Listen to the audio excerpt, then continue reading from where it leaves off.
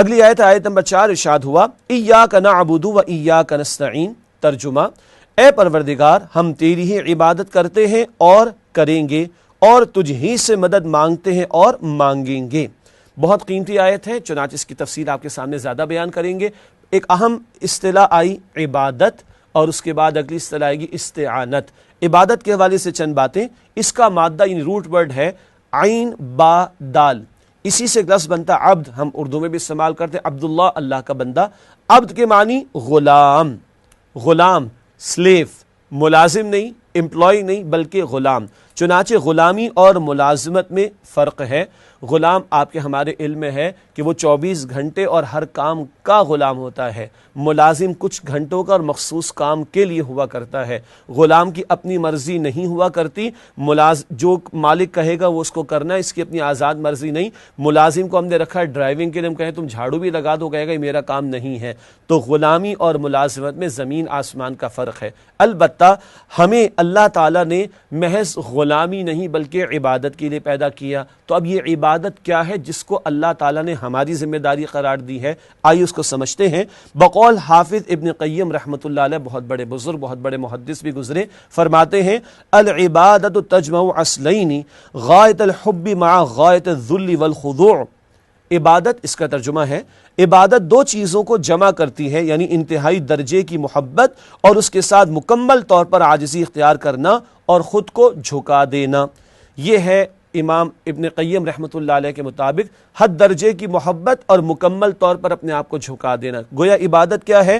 محبت جمع اطاعت، شدید ترین محبت اللہ سے ہو اور مکمل اطاعت اللہ کی اختیار کی جائے۔ حد درجے محبت کے ساتھ جب مکمل اطاعت ہوگی، حد درجے محبت کے ساتھ جب مکمل اطاعت اللہ کی ہوگی تو یہ عبادت قرار پائے گی، اور اس مقصد کے لیے اللہ تعالیٰ نے پیدا فرمایا جنات اور انسان کو۔ چنانچہ آگے لکھا ہے جن و انس کا مقصد تخلیق، قرآن فرماتا ہے سورۃ الذاریات سورت نمبر 51 ہے اور آیت نمبر 56 ارشاد ہوا وما خلقت الجن والانس الا لیعبدون، ترجمہ اور ہم نے نہیں پیدا کیا جنوں اور انسانوں کو مگر اپنی عبادت کے لیے۔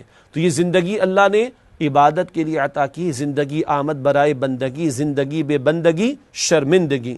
اور مزید برآں یہ بھی یاد رہے کہ عبادت صرف چند اعمال کو انجام دینے کا نام نہیں، چند عبادات کو بجا لانے کا نام نہیں، بلکہ یہ پوری زندگی میں ہر لمحے مطلوب ہے۔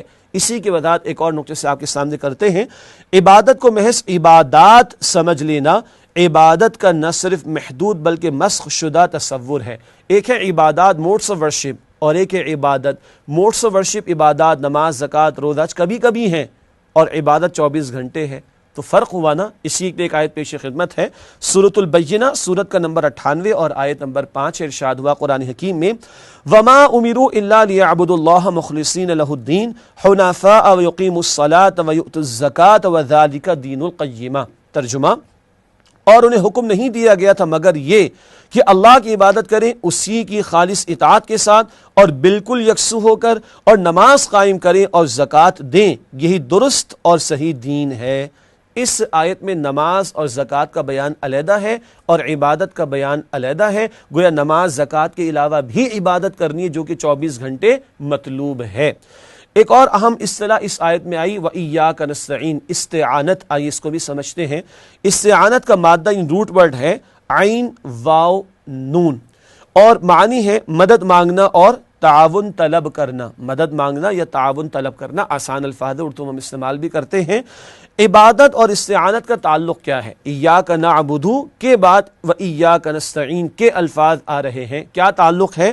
حدیث شریف ہے الدعاء مخ العبادہ، دعا عبادت کا مغز ہے، یہ جامع ترمذی کی روایت، اور اسی طرح کے الفاظ ہیں الدعاء هو العبادہ، دعا ہی عبادت ہے، یہ بھی جامع ترمذی کی روایت ہے۔ تو دعا میں انتہائی تذلل، یہ بڑا مشکل لفظ ہے، جھک جانے کی کیفیت ہوتی ہے۔ عبادت کیا ہے؟ محبت کے ساتھ اپنے آپ کو جھکا دینا اللہ کے سامنے، اور دعا کیا ہے؟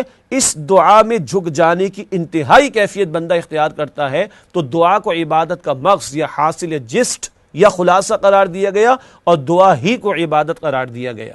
البتہ ناظرین کرام، یہ آیت بڑی قیمتی ہے، چنانچہ چند اور نکات آپ کے سامنے رکھتے ہیں آیت نمبر 4 کے حوالے سے۔ پہلی 3 آیات میں اللہ کا ذکر غیابی، غائب میں تھرڈ پرسن میں اللہ کا ذکر تھا، تمام شکر تعریف اللہ کے لیے. مگر اب کیا ہے، اس آیت میں ذکر خطابی، براہ راست ہم کلام ہونے کا بیان. اب سیکنڈ پرسن میں اللہ سے بات ہو رہی ہے. ایاک نعبد، اللہ ہم تیری ہی عبادت کرتے ہیں اور کریں گے. وایاک نستعین، تجھ ہی سے مدد مانگتے اور مانگیں گے. اب یہ اللہ سے شرف ہم کلامی ہمیں حاصل ہو رہا ہے. پہلی 3 آیات میں توحید نظری کا اور اس آیت میں توحید عملی کا بیان. اللہ کو مانا، اس کو رب مانا، اس کے شکر کا اعتراف کیا، الحمدللہ. اب اس کا عملاً اظہار کیسے ہوگا، وہ عبادت سے ہوگا، تو چنانچہ توحید عملی کا ذکر ہوا. ضمیر مخاطب کاف کو مقدم کر کے شرک کی زوردار نفی کی گئی ہے. ایاکا، یہ جو کاف آیا یہ پہلے لایا گیا، ورنہ نعبدو کا بھی ہو سکتا ہے عربی اسلوب میں. تو شرک کی زوردار نفی کی جا رہی کہ تیری ہی عبادت کرتے ہیں اے اللہ. مزید پر آگے لکھا ہے اس آیت میں جذبہ شکر کے عبادت میں ڈھلنے کا بیان ہے. پہلی آیت میں اللہ کے لیے حمد و ثنا کا اعلان اور اعتراف، اور اب جذبہ شکر کا عبادت میں ڈھل جانا، اس کا ذکر آ رہا ہے. مزید ایک اور اہم قیمتی بات، کیونکہ ترجمے میں آپ نے محسوس کیا ہوگا ہم نے 2 ترجمے کیے، آئیے اس کو بھی سمجھتے ہیں.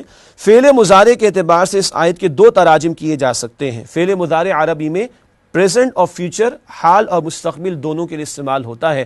چنانچہ لکھا ہے ہم تیری ہی عبادت کرتے ہیں اور تجھ ہی سے مدد مانگتے ہیں. یہ ایک دعویٰ ہے اور بہت بڑا دعویٰ ہے. اگر یہی ترجمہ ذہن میں رہے تو دعوے ہوتے رہیں گے.